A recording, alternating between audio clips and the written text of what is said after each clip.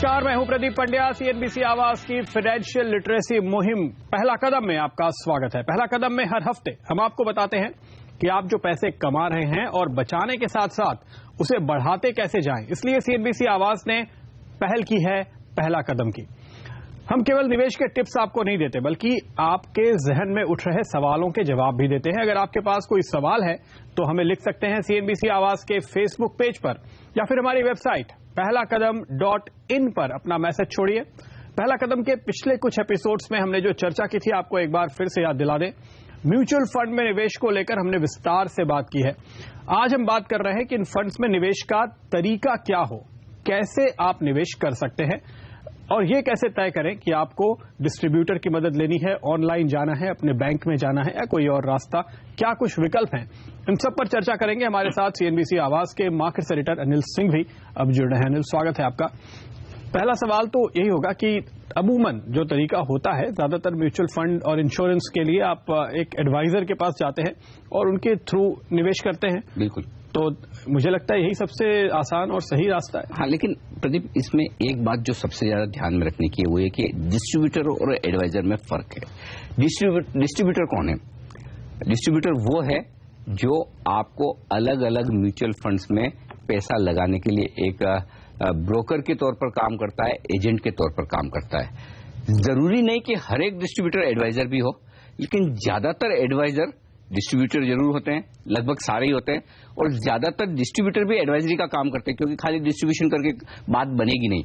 तो यानी जैसे डॉक्टर ऐसे होते हैं कुछ जो आपको अपने पास से दवा भी देते हैं, कुछ केवल पर्ची लिख के दे देते हैं। बिल्कुल, आपने सही कहा। तो जो खाली पर्ची लिख कर दे वो एक तरह से डिस्ट्रीब्यूटर है, वो एडवाइजर है, माफ कीजिएगा। और जो दोनों काम करके दे वो ये एडवाइजर भी हो सकता है। और दूसरी बात यह कि डिस्ट्रीब्यूटर में एक चीज और ध्यान में रखने वाली बात है कि उनकी जिम्मेदारी इस बात की नहीं है कि आप किस म्यूचुअल फंड में कितना पैसा लगा रहे हैं। डिस्ट्रीब्यूटर का काम सिर्फ इतना होता है कि आप जाएं, उससे कहें कि मुझे इस फंड में पैसा लगाना है। वो आपके लिए एक सुविधा दे देगा, प्लेटफॉर्म दे देगा। ठीक है, मैं आपकी मदद करता हूं, ऐसे फॉर्म भरिए, इस तरह से चेक लिखिए, आपका फॉर्म और चेक मैं म्यूचुअल फंड तक पहुंचा दूंगा और आपका काम आसान हो जाएगा। तो ये काम डिस्ट्रीब्यूटर का है। नहीं, मुझे तो है ना, अगर आप लंबे लंबे 2-3 पन्ने के फॉर्म दे दे तो मुझे उससे घबराहट होने लगती है कि क्या है इसमें, क्या लिखूं। मैंने कभी लिखा नहीं और वो बातें समझ में नहीं आती आपको पढ़ के। राइट। इसका मतलब क्या है, कोई डॉक्यूमेंट लगाना है तो क्या लगाऊं, पैन कार्ड लगाऊं या वोटर आईडी लगाऊं या ड्राइविंग लाइसेंस लगाऊं। तो डिस्ट्रीब्यूटर इन सब में भी मदद करेगा। वैसे एक बात है कि जिस आदमी ने पासपोर्ट बनवा लिया उसको इन सब चीजों से बड़ी हाँ, इसीलिए सबसे बड़ा मुश्किल काम वहां होता है। तो वो कर लिया तो बाकी सारे फॉर्म्स आप भर सकते हैं। लेकिन सीरियसली ये बात सही है कि किसी भी म्यूचुअल फंड का फॉर्म भरना, उसमें सही स्कीम पसंद करना, उस स्कीम के अलग अलग ऑप्शंस, डिविडेंड ग्रोथ, डिविडेंड री इन्वेस्टमेंट, ये सब पसंद करना इतना आसान नहीं है। समझ भी नहीं आता मतलब क्या है। तो इस पर आपको थोड़ी बहुत जानकारी तो चाहिए, तो वहां डिस्ट्रीब्यूटर आता है। लेकिन डिस्ट्रीब्यूटर के केस में एक बात है कि पहली बात तो ये कि वो डिस्ट्रीब्यूटर वैलिड होना चाहिए, जो कि एमफी जनरली जो भी डिस्ट्रीब्यूटर्स है उनको एक सर्टिफिकेशन देती है। फाइनेंशियल प्लानर्स होते हैं। तो आपको ये, आप जब किसी डिस्ट्रीब्यूटर के पास जाएं या कोई डिस्ट्रीब्यूटर आपके पास आकर कहे कि मैं आपके बिहाफ पे पैसा लगवा दूंगा म्यूचुअल फंड में, तो आप उससे ये जरूर पूछिए भाई आप रजिस्टर्ड है ना। रजिस्टर्ड है तो फिर उसके बाद आप उनके पास जा सकते हैं। दूसरी बात, अब कोई भी मुफ्त में तो काम करता नहीं, पैसे तो लेगा, सर्विसेज दे रहा है तो। लेकिन म्यूचुअल फंड डिस्ट्रीब्यूटर के केस में ऐसा नहीं है। जनरली कोई भी डिस्ट्रीब्यूटर फीस चार्ज नहीं करता। और इसका मतलब ये नहीं कि वो मुफ्त में काम कर रहा है। तो मतलब उनको फंड से पैसे मिल रहे होंगे। बिल्कुल, एकदम सही कहा आपने कि म्यूचुअल फंड जो है वो डिस्ट्रीब्यूटर को पैसा देते हैं, फीस देते हैं। तो ऐसे में उन्हें म्यूचुअल फंड से फीस मिल जाती तो जनरली वो इन्वेस्टर से नहीं लेते। लेकिन उसके बावजूद अगर आपको पता नहीं है तो कोई डिस्ट्रीब्यूटर आपको कह सकता है कि देखिए मैं आपके पैसे लगा रहा हूं, आपसे फीस लूंगा, और आपको नहीं मालूम कि उधर म्यूचुअल फंड से उन्हें फीस मिल रही, तो आप शायद हाँ भी कर देंगे कि भाई मुझे नहीं पता, चलिए ये बता रहे हैं, ये कर रहे तो इनके लिए फीस ले रहे हैं तो गलत किया। हाल में हमने ये भी सुना था पिछले दिनों में कि एंट्री लोड बहुत कम कर दिए गए हैं, म्यूचुअल फंड ज्यादा फीस नहीं देते, ज्यादा कमीशन नहीं देते, इसलिए अब फीस देने वाले शायद सिस्टम शुरू हो जाएगा। हाँ, लेकिन एक खाली डिस्ट्रीब्यूटर को ज्यादा फीस क्यों मिलनी चाहिए? वो एडवाइस का काम तो नहीं कर रहा। जो एडवाइस का काम कर रहे हैं उन्हें फीस लेने का हक है। जो खाली ये कह रहे हैं कि मैं आपका ट्रांजैक्शन करने में मदद करूंगा, जैसे आपने एक फ्लैट या प्लॉट खरीदा, एक आप एजेंट ऐसा है जो आपके लिए बोलता है कि मैं आपका एग्रीमेंट बना के ड्राफ्ट करके दे दूंगा, रजिस्ट्री कराने में मदद करूंगा, और दूसरी तरफ एक ऐसा बंदा है जो कह रहा है कि मैं आपकी डील भी करवा रहा हूं, दो पार्टीज को बिठा के आपके प्राइस नेगोशिएशन भी कर रहा हूं, दोनों में फर्क है। और तो ऐसे में डिस्ट्रीब्यूटर खाली आपका काम करने के लिए डिस्ट्रीब्यूशन कर रहा है तो उससे ज्यादा फीस नहीं देनी है। जहां आपको एडवाइस मिल रही है, राय मिल रही है कि आपको कहां पैसा लगाना, कौन सा फंड आपके लिए सही है, आपके फाइनेंशियल गोल से मिलता जुलता है या नहीं, वहां पर आपको फीस देनी पड़ सकती है। अच्छा, सारे फंड क्या एक बराबर फीस देते हैं? क्योंकि मतलब मुझे जो पहला डाउट होता है, और हम पत्रकार लोग तो पहले शक करते हैं सब पे, करना भी चाहिए कि एक म्यूचुअल फंड अगर ज्यादा दे रहा हो तो मेरा डिस्ट्रीब्यूटर वही बेचेगा जहां उसको ज्यादा कमीशन मिलता है। ये बात सही है, और काफी हद तक पहले होती भी थी कि जहां कमीशन ज्यादा मिले वो फंड बेचने की टेंडेंसी ज्यादा होती है। लेकिन इसमें एक बात है, और वो ये कि जब आप पैसा डिस्ट्रीब्यूटर के थ्रू लगा रहे हैं, एडवाइजर के थ्रू म्यूचुअल फंड में लगा रहे हैं, तो आपके लिए खर्चा थोड़ा ज्यादा है। आप डायरेक्टली भी लगा सकते हैं, वो डायरेक्ट प्लान हम डिस्कस करेंगे थोड़ी देर में कि किस तरह से वहां आप इसकी बचत कर सकते हैं। लेकिन ये आपको ध्यान में रखना जरूरी है, जो प्रदीप ने पॉइंट हाईलाइट किया वो काफी अहम है। कहीं ऐसा तो नहीं कि आपका एडवाइजर आपको वही फंड लेने के लिए ज्यादा कह रहा है जिसमें उससे कमीशन ज्यादा मिल रहा हो। ज्यादा फर्क नहीं होता, लेकिन फिर भी आपको ये समझना जरूरी है। और डिस्ट्रीब्यूटर तो चूंकि आपको एडवाइस कर नहीं रहा, कर रहा है, तो आप सावधानी रखें कि भाई उसका कोई खुद का इंटरेस्ट तो नहीं है अपनी इस एडवाइस के पीछे। तो डिस्ट्रीब्यूटर का काम वही है, पहले आपको निवेश करने में मदद करवाना, दूसरा जब आपका निवेश हो गया तो उसे फॉलो अप करना कि उसमें क्या क्या बदलाव हो रहे हैं। सब समझिए, आपको बैंक अकाउंट का डिटेल्स चेंज करना है, आपको ईमेल आईडी चेंज करनी है, आपको घर का पता चेंज करना है, तो ये सारे काम डिस्ट्रीब्यूटर आपके लिए करके देगा। और जब आप रिडेम्पशन करना चाहते हैं तो भी आपकी रिडेम्पशन स्लिप्स म्यूचुअल फंड तक पहुंचाना, नई खरीदारी करना चाहते हैं तो आपका चेक वहां तक पहुंचाना, तो ये काम सारे जो कहते हैं कि जिसे हम क्लरिकल जॉब कहते हैं, वो काम डिस्ट्रीब्यूटर करता है। इनफैक्ट पूरा हिसाब रखना भी बड़ा मुश्किल होता है। अगर आपने 8, 10, 15 लोग तो 20-25 स्कीमें ले लेते हैं, तो महीने के आखिर में कौन बढ़ा, कौन घटा, कितना आया, कितना गया, क्या आया, डिविडेंड मिला कि नहीं,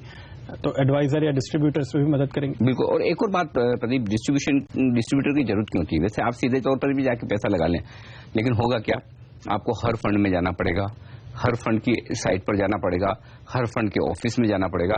जबकि डिस्ट्रीब्यूटर्स जो हैं वो जनरली सारे फंड्स का एक साथ सेलिंग करते हैं। उनके लिए ऐसा नहीं कि वो एक बिरला ही बेचेंगे या आईसीआईसीआई बेचेंगे या रिलायंस ही बेचेंगे, वो सारे फंड्स बेचते हैं। तो ऐसे में आपके एक ही आदमी से काम हो जाता है, एक ही आदमी से आपको डील करना है, आपके बिहाफ पे वो इन्वेस्टमेंट कर लेता है। और उनसे बात कर लें अच्छे तौर पर कि भाई देखिए, मैं आपसे एडवाइस नहीं ले रहा हूं, सिर्फ आपको ये काम करने के लिए बोल रहा हूं, उसके लिए आपको फीस मिलती है म्यूचुअल फंड से, मैं कुछ नहीं दूंगा। ओके। मुझे एक इस पे उदाहरण याद आता है। मेरे एक मित्र है जिन्होंने कुछ 10 साल नौकरी करने के बाद सर्विस बदली, और उनके हाथ में कुछ 7-8 लाख रुपए आ गए। तो उन्होंने मुझे पूछा कि मैं क्या करूं, तो मैंने कहा कि आप मेरे ख्याल से तो एक इंडेक्स फंड ले लो और एक डेट फंड ले लो। राइट। इस तरह से कुछ स्कीम बना सकते हैं, बैठो तो बात करेंगे। तो उन्होंने एक एडवाइजर पकड़ा, उसके पास गए, और 15 दिन बाद मुझे मिले तो उन्होंने कहा कि हाँ, मैंने बहुत सारे फंड में पैसे लगाए हैं पूरी प्लानिंग करके। बोला अच्छा कितने बताओ। तो 1 महीने बाद वो स्लिप लेकर आए मेरे पास, तो मैंने देखा उनके 7 या 8 लाख रुपए कुछ 15 स्कीमों में बांटे गए थे। कुछ डेट भी थी, कुछ इक्विटी भी थी, कुछ हाइब्रिड भी थी, कुछ ऐसे भी सिस्टम थे कि अभी डेट है, बाद में कन्वर्ट हो जाएगा। बहुत मतलब मुझे भी बहुत देर तक समझना पड़ा। कभी कभी वो होता है ना कि डॉक्टर आपको 8 दवा लिख दे, आप बुखार के लिए गए तो आपको पता नहीं चलेगा कौन सी दवा किस लिए है। 2 ही दवा लिखे तो आपको पता चल जाएगा कि ये सर्दी जुकाम की और ये बुखार की।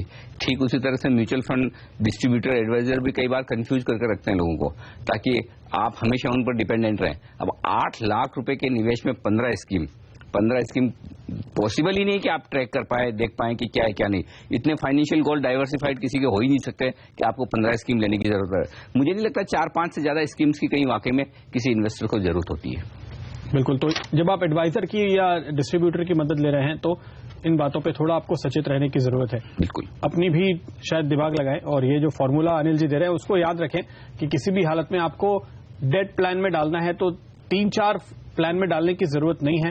डेट प्लान मोटे तौर पे 2 फंड हो गए, मैक्सिमम बहुत 3 फंड। बिल्कुल बिल्कुल बिल्कुल। और इक्विटी में भी ऐसे, अगर आप 15 स्कीमें ले लेंगे इक्विटी की या 10 भी ले लेंगे तो इवेंचुअली उनका पोर्टफोलियो सेम ही होता है। तो आप एक लार्ज कैप, एक इंडेक्स फंड, एक ब्लू चिप जैसा फंड और मिड कैप में एक या दो मिड कैप फंड ऐसे ले सकते हैं। बिल्कुल, पर इतनी ज्यादा स्कीमों की जरूरत नहीं होती। तो आप इस बात का ध्यान रखें कि आपका एडवाइजर बहुत ज्यादा पॉलिसीज ना बेचे। शायद जो हम बात कर रहे थे कि चूंकि उनका हर तरफ से इंसेंटिव होता है तो कोशिश कर सकते हैं कि वो अपने सारे प्लान थोड़े थोड़े बढ़ा दे। और चूंकि एक आपके पास बड़ा ग्राहक आया है जिसके पास 8 लाख रुपए एक मुश्त है लगाने को, मोटे तौर पे उनके पास SIP करने वाले लोग आते होंगे जो 5-5 हजार लगाते हों। बिल्कुल, उन्होंने बोला चलो इस ग्राहक को तो सारे फंड में डलवा दें।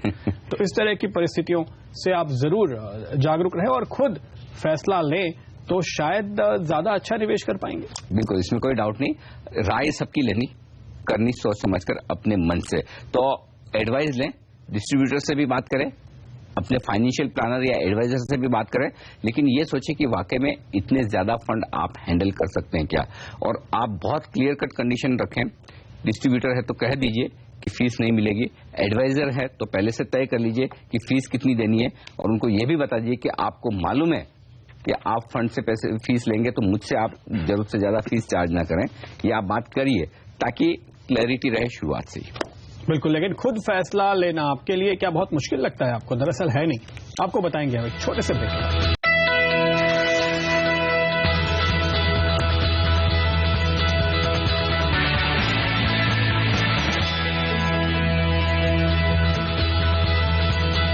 स्वागत है आपका एक बार फिर, और पहला कदम म्यूचुअल फंड निवेश की तरफ बढ़ाने में है। आज हम आपकी मदद कर रहे हैं। ब्रेक पे जाने से पहले हमने बात की कि आप इन्वेस्टमेंट एडवाइजर या डिस्ट्रीब्यूशन की सलाह ले सकते हैं और वहां पर क्या क्या सावधानियां रखनी चाहिए। लेकिन जैसे कि आप अनिल कह रहे थे कि आपको पहले डिस्ट्रीब्यूटर की जरूरत इसलिए पड़ती थी कि 5 म्यूचुअल फंड के ऑफिस में जाकर 5 तरह के फॉर्म आपको भरने पड़ेंगे।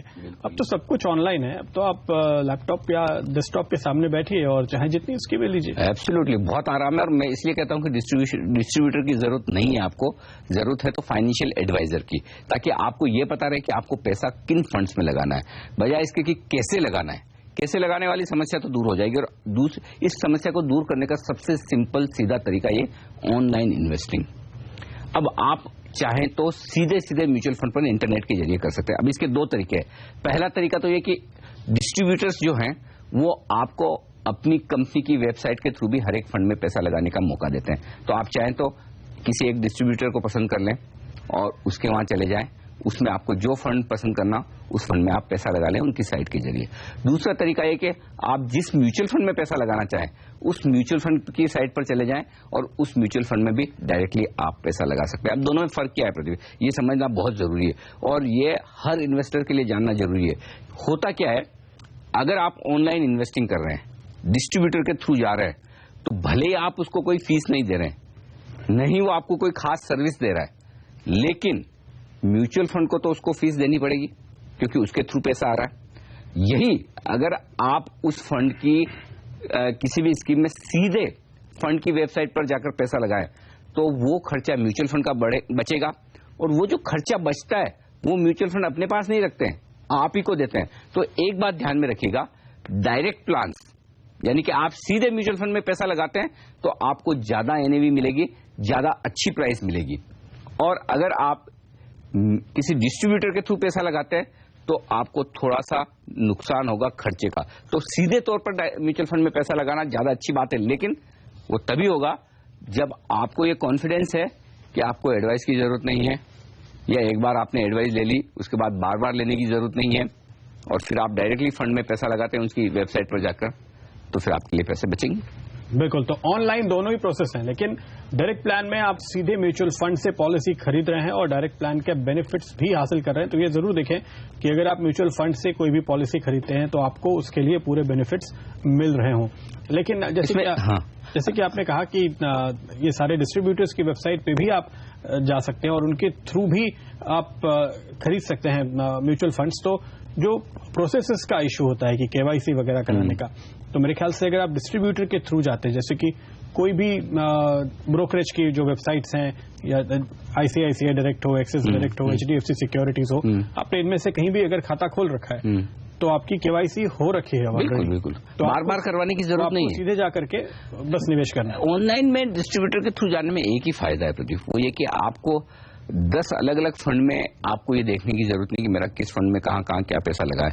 आपका डिस्ट्रीब्यूटर है वो आपको एक साथ लिस्ट दे देगा कि आपका पैसा यहाँ इतने दिन इस तारीख को इस प्राइस पर, तो आपको एक जगह मिल जाता है। लेकिन वो एक जगह के लिए क्या वाकई में इतनी फीस देनी चाहिए? शायद नहीं। दूसरी बात इसलिए कि अब तो आपको कंसोलिडेटेड स्टेटमेंट मिलते हैं, आपने केवाईसी कर ली और आपको डिपॉजिटरी वही आपको दे देगी कि आपके पूरे म्यूचुअल फंड यूनिट्स छोड़िए, आपके बॉन्ड्स हैं, आपके शेयर्स हैं, आपके पास जो कुछ भी है सबका पूरा स्टेटमेंट एक साथ भी आ जाता है। तो इसलिए मुझे नहीं लगता कि डिस्ट्रीब्यूटर के थ्रू जाने में समझदारी है। एडवाइजर रखना ठीक बात है, क्योंकि वो आपको राय दे रहा है, सलाह दे रहा है कि आपको किस फंड में कब कितना पैसा लगाना चाहिए और आपका जो फाइनेंशियल गोल है वो कैसे हासिल होगा। खाली डिस्ट्रीब्यूटर की मदद लेना कि मेरा क्लरिकल काम कम हो जाए, वो तो आप वैसे ही नेट पर कर लीजिए। आज जितने टाइम में आप चेक लिखेंगे, फोन करेंगे, बुलाएंगे, चेक देंगे, उतनी देर में तो आप नेट पर जाकर आराम से आप पैसा लगा सकते हैं, कोई दिक्कत ही नहीं, आराम से आप ट्रांसफर कर सकते हैं। लेकिन जो आप एडवाइस की बात कर रहे हैं, तो ये ऑनलाइन जब आप जाते हैं तो वहां भी आपको इन वेबसाइट्स पे कुछ डिटेल्स मिलते हैं। हाँ। लेकिन इसके अलावा भी तो नेट पे काफी ऑप्शन है, अगर आप खुद का रिसर्च ही करना चाहें तो मुफ्त में कर सकते हैं। ऐसा जरूरी नहीं कि आपको किसी डिस्ट्रीब्यूटर के पास या उसकी वेबसाइट पे जाके उनका रिसर्च देखने की जरूरत हो। ये बहुत सही बात कही आपने। देखिए, म्यूचुअल फंड की रिसर्च मुफ्त में अवेलेबल है। मैं 2-3 नाम बता दूं, value research, morning star, CRISIL, ये कुछ एक इंडिपेंडेंट ऑर्गेनाइजेशन है जो म्यूचुअल फंड की रिसर्च करते हैं। इनके अलावा लगभग हर बड़ा ब्रोकर वो रिसर्च करता है म्यूचुअल फंड्स की, और वो आपको बताता है किस फंड ने अब तक कैसी परफॉर्मेंस दी है, किस फंड का पोर्टफोलियो कैसा है, किस फंड का पोर्टफोलियो ज्यादा रिस्की है, किसका कम रिस्की है। और ये जो 2-3 बड़े नाम हमने बताए, ये तो रिस्क एडजस्टेड रिटर्न बताते हैं। वो क्या कहते हैं, ऐसा नहीं कि किसी एक फंड ने सबसे ज्यादा रिटर्न दिया इसलिए वो अच्छा है, उस फंड ने कितनी रिस्क लेकर रिटर्न दिया है। अगर ज्यादा जोखिम लेकर ज्यादा रिटर्न दे रहा है तो कोई बहुत अच्छी बात नहीं। कौन सा फंड कम जोखिम लेकर ज्यादा रिटर्न दे रहा है, उसे रिस्क एडजस्टेड रिटर्न कहते हैं। तो ये सारी रिसर्च अवेलेबल है, और आप एक बार की थोड़ा सा दिमाग लगाएंगे, थोड़ा सा टाइम देंगे, तो म्यूचुअल फंड की रिसर्च शेयर मार्केट की, स्टॉक्स की रिसर्च के मुकाबले में बेहद आसान है, आसानी से की जा सकती है। और हिंदी मनी कंट्रोल, हाँ ऑफ कोर्स, वहां पर सारी रिसर्च अवेलेबल है। अच्छा, एक और बात आपने ये जो कही, ये बड़ी काम की बात है कि जिन लोगों को लगता है कि हम डायरेक्टली जाकर डायरेक्ट प्लान्स में से हम म्यूचुअल फंड में पैसा लगाएंगे, अलग अलग फंड में हमारे पैसे रहेंगे, तो उसे ट्रैक कैसे करेंगे। हिंदी मनी कंट्रोल पर अपना पोर्टफोलियो बना लीजिए, रोज की रोज एनएवी अपडेट होगी, हर रोज आपको पता चल जाएगा आपके निवेश की क्या वैल्यू है, पूरा स्टेटमेंट एक साथ आ जाएगा, कहीं कोई दिक्कत वाली बात नहीं। तो प्रदीप का आइडिया एकदम परफेक्ट है, निवेश करें, एक बार एंट्री करनी है हिंदी मनी कंट्रोल में जाकर अपने पोर्टफोलियो में, बस लाइफ लॉन्ग आराम है। बिल्कुल। लेकिन खुद से अगर आप निवेश करना चाहते हैं तो जाहिर है कि आपको किसी की मदद नहीं मिल रही, तो आपको मोटे तौर पे अपने दिमाग में ये तय करना पड़ेगा कि कितना पैसा कहां लगाना है, किस तरह के ऑप्शंस चुनने हैं, कुल मिलाकर कितने फंड्स लेने हैं। जैसे कि अनिल ने आपको कहा कि आपको अगर निवेश करना है तो आप एक कैटेगरी में यानी डेट में 2 या 3 फंड लें तो काफी है, इक्विटी में 2, 3 या 4 आप कह रहे हैं मैक्सिमम फंड ले तो काफी है, इससे ज्यादा बड़ा आपका पोर्टफोलियो नहीं होना चाहिए। इसमें करना ये चाहिए कि कौन सा फंड हाउस ऐसा है जिसके दिग्गज शेयर अच्छा करते हैं, तो दिग्गज फंड, डाइवर्सिफाइड फंड, या फिर लार्ज कैप फंड किस फंड का अच्छा है, मिड कैप फंड्स में किस फंड की महारत है, स्मॉल कैप फंड देख रहे हैं तो उनमें किस फंड की महारत है। तो जिन फंड्स में वो पर्टिकुलर फंड हाउस अच्छा प्रदर्शन कर रहा है, बस उनका एक फंड चूज कर लीजिए, या ज्यादा से ज्यादा हर कैटेगरी में 2 फंड रखिए, नंबर 1, नंबर 2, बात खत्म। ओके, तो आपको बहुत ज्यादा फंड जमा नहीं करने हैं और आपके सारे ऑप्शंस खुले हुए हैं जिनका आप फायदा उठा सकते हैं। सस्ता ऑप्शन है डायरेक्ट प्लान लेने का, अगर आप वो मैनेज कर सकें खुद से। अदरवाइज आप दूसरे रास्ते से भी जा सकते हैं, ऑनलाइन कर सकते हैं, या फिर किसी डिस्ट्रीब्यूटर या एजेंट की, एडवाइजर की मदद भी ले सकते हैं। आपके सामने ये सारे विकल्प हमने साफ कर दिए हैं, तो हम उम्मीद करते हैं कि आप म्यूचुअल फंड में अपने निवेश की शुरुआत जल्द करेंगे और अपना पहला कदम उठाएंगे। लेकिन अगर हमारी किसी मदद की जरूरत है तो फोन लगाइए, हम देंगे आपके सवालों के जवाब एक ब्रेक के बाद।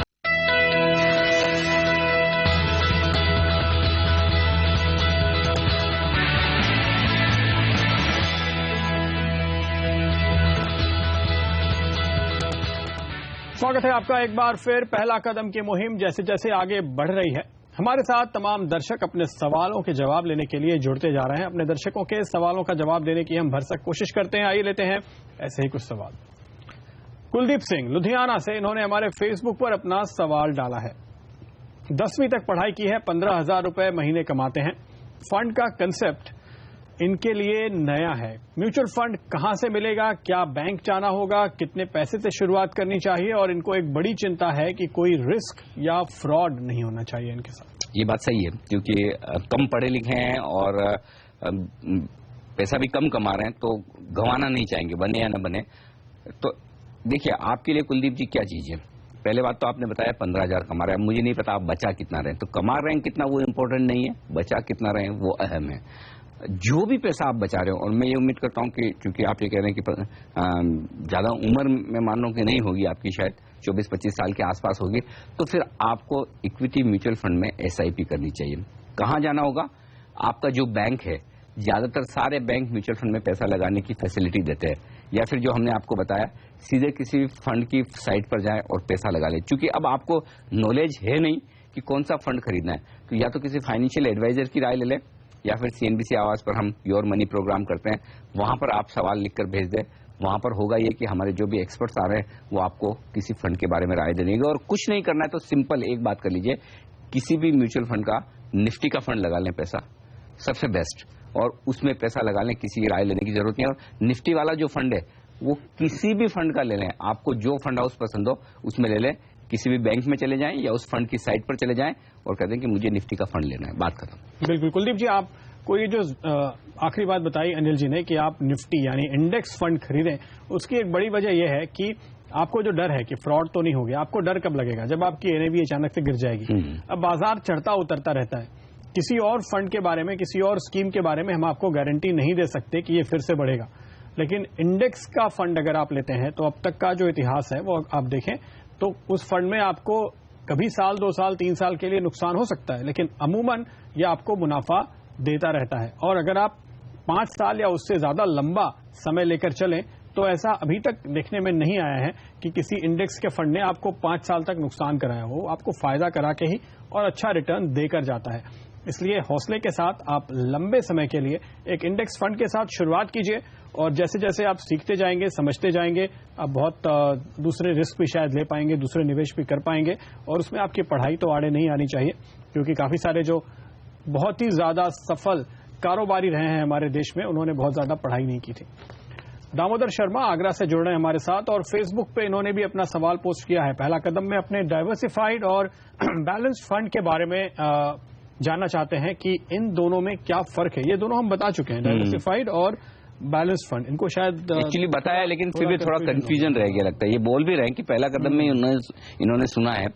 तो शर्मा साहब, डाइवर्सिफाइड फंड जैसा कि नाम है कि ये फंड अलग अलग शेयरों में निवेश करता है। डाइवर्सिफाइड अलग अलग सेक्टर्स में निवेश करता है, उन सेक्टर्स में से शेयर चुनता है। तो ऐसा नहीं कि किसी एक ही फंड में, एक ही सेक्टर में पैसा डाल दिया, किसी कुछ ही स्टॉक्स में पैसा डाल दिया। अच्छा, एक तो ये हो गया अलग अलग सेक्टर्स के होते हैं। दूसरा, इसमें आपको दिग्गज शेयर भी मिलेंगे और मिड कैप शेयर भी मिलेंगे, और हो सकता है छोटे शेयर भी मिल जाए, कई बार IPO वाले शेयर भी मिलेंगे। तो ये एक पूरा यूं कहें कि बास्केट बन जाता है, अलग अलग तरह के सेक्टर्स, अलग अलग तरह के शेयर मिलकर डाइवर्सिफाइड फंड होते हैं। अब आइए बैलेंस फंड, बहुत साफ है नाम से ही, बैलेंस है। बैलेंस किसका? इक्विटी का और फिक्स इनकम का। तो जनरली बैलेंस फंड में ये होता है 50 से 60%, 70% तक का पैसा होता है डेट फंड में, और 50 से 60-70% का पैसा होता है इक्विटी फंड में। अब ऐसा नहीं कि 130%, 120% हो जाएगा, वो बैलेंस बनाकर चलते हैं मौके के हिसाब से, बाजार की चाल के हिसाब से। कभी इक्विटी का पोर्शन ज्यादा कर लेते हैं, कभी डेट का पोर्शन ज्यादा कर लेते हैं, लेकिन कोशिश ये रहती है कि एक तरफ इक्विटी का फायदा मिले तेजी हो, तो दूसरी तरफ जो डेट का पोर्शन है वो आपको थोड़ा थोड़ा ब्याज की कमाई करवाता रहे, ताकि आपको ज्यादा नेगेटिव रिटर्न देखने की नौबत ना आए, और आपको थोड़ी बहुत कम ही सही, इक्विटी फंड के मुकाबले में कम सही, लेकिन ग्रोथ मिलती रहे। ओके, तो ये आप खास ध्यान में रखिए, डाइवर्सिफाइड फंड में डेट नहीं होता और बैलेंस फंड के अंदर डेट भी होता है, तो ये थोड़ा बैलेंस हो जाता है आपका रिस्क। ऋतिक रॉय बर्दवान पश्चिम बंगाल से जुड़े हैं, और इन्होंने अपना सवाल भेजा है हमारे फेसबुक पेज पे। कई म्यूचुअल फंड अपने नाम के आगे 200 वगैरह जोड़ लेते हैं। ओके, HDFC 200 की बात कर रहे हैं, 100 भी जोड़ते हैं। ये अलग अलग तरह के नंबर जो डाल देते हैं, तो जितना बड़ा नंबर उतना अच्छा। ऐसा कुछ नहीं है प्रदीप। कई फंड ऐसे हैं कि टॉप 20, टॉप 30, टॉप 200 फंड। अब इसका मतलब क्या है? इसका मतलब एक्चुअली अगर आप उस स्कीम के ऑब्जेक्टिव में जाकर पढ़ेंगे, हर फंड की वेबसाइट पर अवेलेबल है, हर स्कीम का अपना एक इन्वेस्टमेंट ऑब्जेक्टिव होता है। उसमें दो चीज हो सकती है जो आपको ध्यान में रखनी चाहिए। जब ये फंड कहता है कि हम टॉप 30 स्टॉक्स में, टॉप 30 है या टॉप 200 या HDFC 200 फंड है, तो वो ये कहते हैं कि 200 शेयरों का एक यूनिवर्स है, उसमें से हम शेयर चुनेंगे आपके लिए। जैसे कि BSE 200 एक इंडेक्स है, BSE 200 में से हम शेयर चुनकर वो अपने पोर्टफोलियो में रखेंगे। दूसरी बात, वो ये कहेंगे कि हमारे फंड की परफॉर्मेंस आपको कंपेयर करनी कि हम अच्छा कर रहे हैं या खराब कर रहे हैं, तो BSE 200 की परफॉर्मेंस देखिए, वो कितना बढ़ा है या घटा है, हमारा फंड कितना बढ़ा है या घटा है, वो हो गया। तीसरी बात, कुछ फंड ऐसे होते हैं टॉप 20, टॉप 30, उन फंड का ये कहना है कि जो सबसे दिग्गज 20 शेयर है, सबसे ज्यादा लिक्विड, सबसे ज्यादा मार्केट कैपिटलाइजेशन वाले 20 या 30 शेयर है, उनमें से हम अपना पोर्टफोलियो बनाएंगे। तो ये फंड आपको ये बताना चाहते हैं, ये नंबर लगाकर, कि ऐसा नहीं कि आप HDFC 200 मतलब उसमें आप 200 शेयर देखेंगे उसके पोर्टफोलियो में, ऐसा बिल्कुल नहीं है। ये कहने का मतलब ये है कि 200 शेयरों के जो लिस्ट है फंड्स की, स्टॉक्स की, उसमें से इसमें शेयर चुने जाएंगे। तो लेकिन ये 200 शेयर कैसे तय होंगे? 200 शेयर, 200 कंपनियां सेल्स के हिसाब से, प्रॉफिट के हिसाब से, मार्केट कैप के हिसाब से? वो फंड तय कर सकता है अपने हिसाब से। जनरली क्या होता है, जैसे HDFC 200 है, उसने BSE 200 इंडेक्स जो है उसको कंपेयर किया है। कोई भी फंड ये कह सकता है कि हम टॉप 200 मतलब हम टॉप 200 कंपनियां जो मार्केट कैपिटलाइजेशन के लिहाज से, जनरली इसमें सेल्स या प्रॉफिट के क्राइटेरिया से कंपनियां नहीं चुनी जाती, इसमें सिर्फ और सिर्फ मार्केट कैपिटलाइजेशन के हिसाब से चुनी जाती कि जिन कंपनियों की वैल्यू टॉप 200 में आती है उन्हीं में से हम शेयर चुनेंगे। तो यहाँ पे मुझे लग रहा है कि आपका रिस्क थोड़ा सा कम हो जाता है डाइवर्सिफाइड, एक वेल डाइवर्सिफाइड फंड के मुकाबले, क्योंकि आपको पता है कि इन्हीं कंपनियों में पैसा लगेगा जो सबसे बड़ी हैं। हाँ। छोटे में, मिड कैप में, डाउटफुल किस्म की कंपनीज में पैसा जाने की गुंजाइश कम हो जाती है। अब इसमें दोनों चीजें हैं प्रदीप, कभी कभी आप टॉप 20 स्टॉक्स का भी पोर्टफोलियो बनाते हैं, वो आपको वैसे रिटर्न नहीं देगा जो आपको रिटर्न शायद इस तरह के फंड में टॉप 200 में मिल सकते हैं। लेकिन होता यह है कि आपको ये पता है कि ये फंड एकदम लिक्विड है, टॉप 20 वाले, टॉप 20 स्टॉक को बेचना बड़ा आसान है। अगर बाजार 25, 30, 40% भी गिर गया, जैसे कि 2008 में जो गिरावट आई थी 60% भी गिर गया, तो आपको फिक्र करने की जरूरत नहीं है। टॉप 20 में आपका पैसा सेफ है, हमेशा लिक्विड, जब चाहे बेच दो। और ये कंपनियां फिर से रिवाइव होंगी, इनकी मैनेजमेंट अच्छी है, सालों से चल रही है, बिल्कुल ब्रांड इक्विटी है, यस, तो इनका माल तो कभी भी बिकेगा। सही है। तो आप रिस्क के हिसाब से ये आप तय कर सकते हैं। जितना जैसे जैसे यूनिवर्स बढ़ता जाता है, फंड मैनेजर ज्यादा रिस्क लेने की स्थिति में होते हैं। अगर आप चाहते हैं कि आप अपने फंड मैनेजर के हाथ बांध के रखें, तो आप ये नंबर जो देखते हैं, तो टॉप 100 पकड़िए, थोड़ी छूट देना चाहते हैं तो टॉप 200 पकड़िए, और ज्यादा देना चाहते हैं तो इससे बाहर निकलिए और डाइवर्सिफाइड फंड में पैसे लगाइए। लेते हैं एक छोटा सा ब्रेक, आगे कुछ और सवालों के जवाब।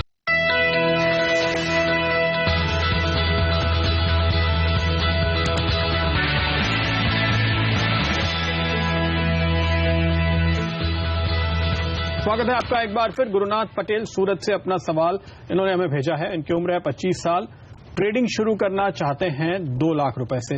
अब इन्हें सलाह चाहिए, ट्रेडिंग 2 लाख रुपए से शुरू करते हैं? गलत सोचे। पहली बात तो ये कि गुरुनाथ जी 25 साल की उम्र है, मैं मानता हूं आपको मार्केट की समझ बहुत ज्यादा नहीं होगी। म्यूचुअल फंड में पैसा लगाएं, पहले 3 से 5 साल तक म्यूचुअल फंड में रखें, उसमें पैसा बन जाने दें, उससे जो मुनाफा है तब तक आपको 3 से 5 साल में थोड़ी समझ आ जाएगी। पोर्टफोलियो देखेंगे, कौन से शेयर लिए जाते हैं, कौन से शेयर बेचे जाते हैं, इसकी जब समझ आ जाएगी तब उस मुनाफे में से, पूरा अमाउंट नहीं, उस मुनाफे का थोड़ा हिस्सा, समझिए आज आप 2 लाख रुपए म्यूचुअल फंड में डाल रहे हैं, 5 साल बाद ये आपके 4 लाख हो जाते हैं, दुगुने हो जाते हैं, तो फिर उसमें से जो 2 लाख का मुनाफा है उसमें से 50,000 लाख रुपए से आप ट्रेडिंग शुरू कीजिए। क्योंकि ये मानकर चलें जिससे आप ट्रेडिंग शुरू करेंगे उसके नुकसान होने की आशंका रहती है। तो अभी प्रिंसिपल अमाउंट से आप शुरुआत कर रहे हैं, ट्रेडिंग की राय बिल्कुल नहीं। पहले निवेश कीजिए, फिर ट्रेडिंग के बारे में सोचिए तो बेहतर होगा। बाजार को समझना बेहद जरूरी है, वरना आप बाजार में दान करके चले जाएंगे, पैसे कमा के नहीं जाएंगे। नितिन घोले हमारे साथ नागपुर महाराष्ट्र से जुड़ रहे हैं। नितिन बताइए, क्या है आपका सवाल? मुझे स्टार्ट करना था, वो कैसे स्टार्ट होता है और इसके बारे में कुछ आइडिया नहीं है सर। क्या करना चाहते हैं आप? भी ट्रेडिंग करना चाहते हैं? हाँ, टेस्ट करना चाहता हूँ। अच्छा, कितने पैसे हैं आपके पास ट्रेड करने के लिए? 1 लाख बस। 1 लाख, 1 लाख रुपए हैं इनके पास। अभी कहीं निवेश किया है आपने पैसा? नहीं, अभी तो कहीं नहीं किया, अभी स्टार्ट करना चाहता हूँ। उम्र कितनी है? 25 साल कंप्लीट। अरे सर, 25 साल की उम्र में सेम ये तो वही केस है जैसा गुरुनाथ पटेल साहब का भी है, वो भी यही कह रहे हैं कि ट्रेडिंग करना चाहते हैं। तो नितिन जी, पहली बात तो ये कि ट्रेडिंग करने का एक बार दिमाग से निकाल दीजिए। इस 1 लाख रुपए को 3 से 5 साल के लिए इक्विटी फंड में लगाइए। उसके बाद जो मुनाफा होगा उस मुनाफे का 20 से 25% हिस्से से आप ट्रेडिंग शुरू कीजिए, और वो भी तब जब आपको लगे कि ट्रेडिंग करके आप पैसा बना पाएंगे तो कीजिए, नहीं तो निवेश के साथ रहिए। इस उम्र में, 25 साल की उम्र में, जबकि आपको नॉलेज नहीं है, ट्रेडिंग करने की राय बिल्कुल भी नहीं है, अच्छे म्यूचुअल फंड में तुरंत अभी 3 से 5 साल के लिए पैसा लगा दीजिए। तो नितिन, आप सहमत हैं इस बात से? हाँ, ठीक है, बहुत अच्छा। आपको क्यों लगता है कि आप ट्रेडिंग कर सकते हैं बाजार में? आपने कैसे क्योंकि पढ़ाई की बाहर है? सर, कैसे बाहर तो कोई बिजनेस नहीं कर सकते अभी, तो उसी में अपन इन्वेस्ट कर सकते हैं। ओके, लेकिन आपने क्या कोई जानकारी हासिल की है बाजार के बारे में? कुछ पढ़ाई की है? कोई क्वालिफिकेशन है? कोई अनुभव है? नहीं, मेरा तो अभी BA शुरू है।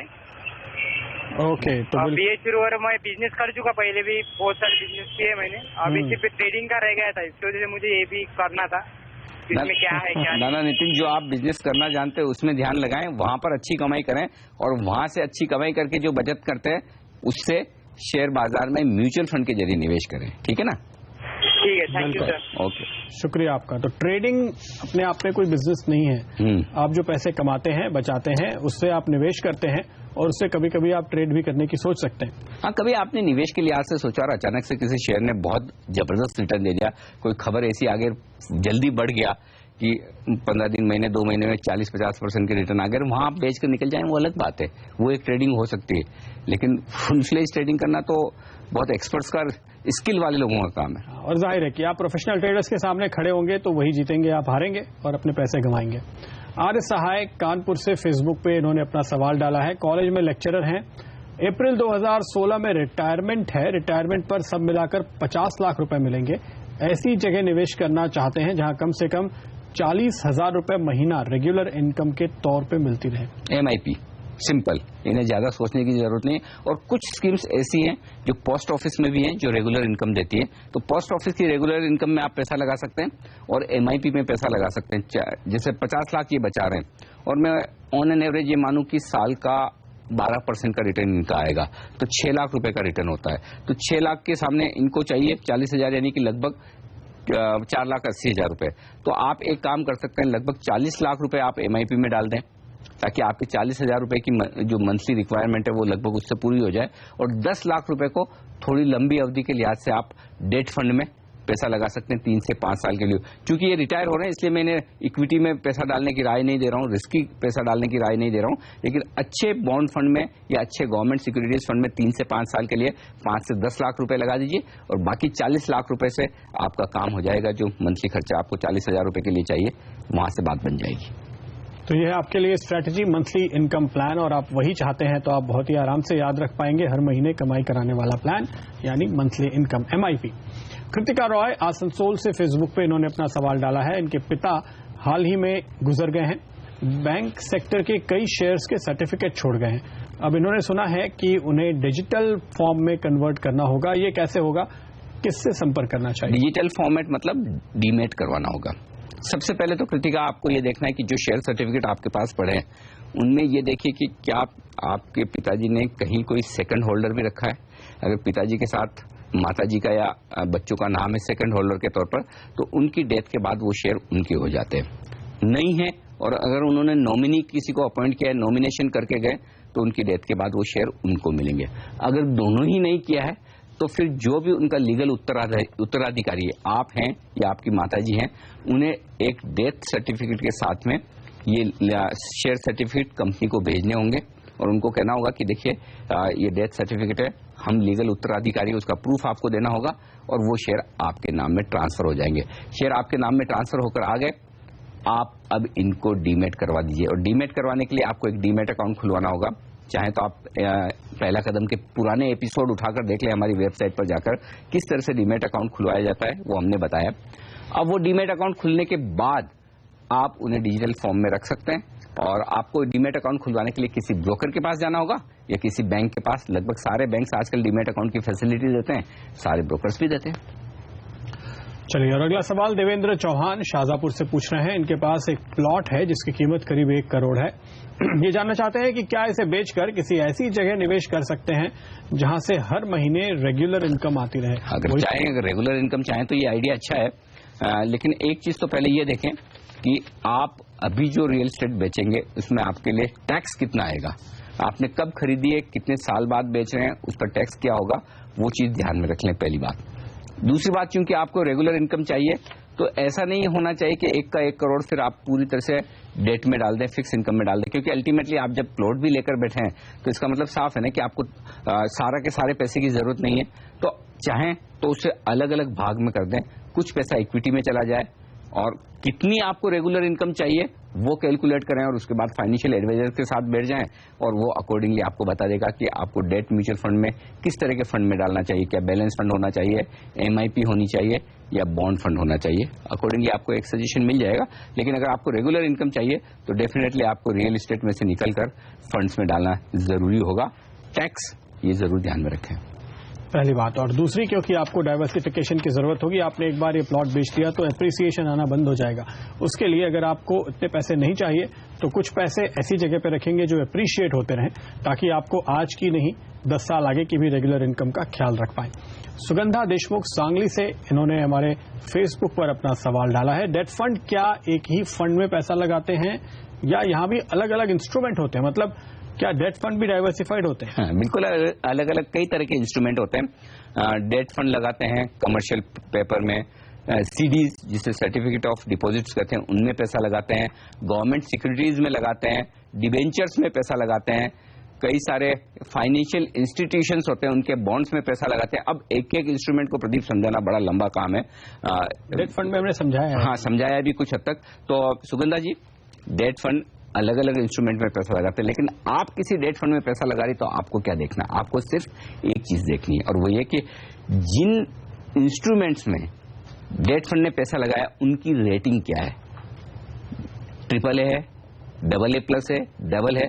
AA से नीचे की रेटिंग वाले अगर पेपर हो तो थोड़ा सावधान हो जाइए, थोड़े रिस्की होते हैं। जरूरी नहीं कि AA के नीचे की रेटिंग वाले सारे पेपर्स सारी कंपनियां डिफॉल्ट करेगी, लेकिन वहां खतरा बढ़ जाता है। तो अगर आप एकदम सेफ रहकर चलना चाहती हैं तो फिर जो AAA और AA+ वाली रेटिंग वाले जो पेपर हैं, जिन सिक्योरिटीज में उस डेट फंड ने पैसा लगाया, उस तरह के फंड्स आप ज्यादा पसंद करें। अच्छा, ये मुझे ख्याल नहीं कि ये बिगिनर है या प्रोफेशनल है, लेकिन जो इन्वेस्टर ऐसे हैं जो सालों से पैसे लगा रहे हैं डेट फंड में, क्या उनको ऐसे समझना चाहिए कि जब वक्त बहुत बुरा हो, जब आपको पता है कि मार्केट में रिस्क बहुत है, जो अंदाजा लगा सकते हैं उनकी मैं बात कर रहा हूं, तो उस वक्त आप गिल्ट फंड में पैसे लगाएं। बिल्कुल। और वहां पे एक बार आपको रेट घटने का फायदा मिल गया, फिर आप धीरे धीरे थोड़ा रिस्क लेने वाले फंड में शिफ्ट होते रहे। यस, ये आइडिया सही है, और खासतौर से तब जबकि ब्याज दरें घटने का एक सिलसिला आगे नजर आ रहा हो। भले आज ना घटे, 3 महीने 6 महीने साल भर बाद घटे, लेकिन आपको लगता है कि ब्याज दरें बढ़ेंगी नहीं, धीमे धीमे घटेगी, तो फिर गिल्ट फंड से बढ़िया कोई तरीका नहीं। और गिल्ट फंड में पैसा लगाने का, यानी कि गवर्नमेंट सिक्योरिटीज फंड में पैसा लगाने का सबसे बड़ा फायदा है कि वहां पर क्रेडिट रिस्क, यानी कि पैसा डूब जाने की जो आशंका है वो लगभग नहीं के बराबर है, क्योंकि आज तक तो भारत सरकार कभी डूबी नहीं, कभी डिफॉल्ट किया नहीं। तो फिर आप गिल्ट फंड में पैसा लगा लें और जब आपको लगे कि माहौल थोड़ा सुधर रहा है तो फिर उसके बाद आप बॉन्ड फंड में शिफ्ट हो जाएं। बिल्कुल। तो ये लार्ज कैप और मिड कैप जैसा ही एक फर्क है कि गिल्ट फंड वो हैं जो केवल सरकारी बॉन्ड में पैसे लगाते हैं, वहां पे कोई रिस्क नहीं होता। हाल में अगर आपने सुना हो कि एक प्राइवेट कंपनी ने डिफॉल्ट कर दिया तो उस फंड ने रिडम्पशन देना ही बंद कर दिया था। इस तरह का डर तभी पैदा होता है जब आप गिल्ट फंड के बाहर निकल के प्राइवेट कंपनियों के बॉन्ड में पैसे लगाने वाली स्कीम में भी निवेश करते हैं। हम ये नहीं कह रहे कि आपको ऐसी जगह निवेश नहीं करना चाहिए, हम आपको सिर्फ ये बता रहे हैं कि वहां पे रिस्क बढ़ जाता है।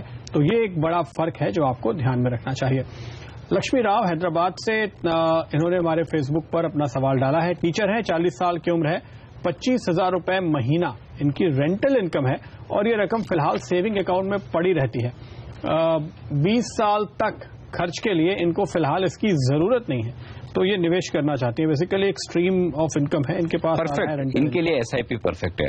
अब आपको 25,000 रुपए की इनकम है, सेविंग अकाउंट में तो रखिए मत, वहां से तो तुरंत निकालिए, और 20 साल तक आपको खर्चों के लिए जरूरत ही नहीं है, तो सिंपल 2 या 3 अच्छे फंड लेकर SIP शुरू कर दीजिए। एक आपको लार्ज कैप फंड रखना है, एक मिड कैप फंड रखना है, एक स्मॉल कैप फंड रखना है, 3 फंड में SIP कर लीजिए, तीनों इक्विटी फंड बस। और कुछ भी चिंता मत कीजिए आप यहाँ पर, और 20 साल के वक्त में आपको जरूर मुनाफा होगा, लंबी अवधि में मोटा मुनाफा होगा। बिल्कुल। और हम कह नहीं सकते कितना, लेकिन अगर आप कहीं भी जाकर ढूंढें, हमारे मनी कंट्रोल पे ही जाएं और देखें कि पिछले 20 सालों में सेंसेक्स और निफ्टी कहां से कहां पहुंचे हैं, तो आपको अंदाजा लग जाएगा। बहुत ही अच्छा निवेश, पूरी शुभकामनाएं आपको, और वक्त है इजाजत लेने का। पहला कदम में आज इतना ही, अगले हफ्ते फिर हाजिर होंगे नए टॉपिक के साथ, चर्चा को आगे बढ़ाएंगे।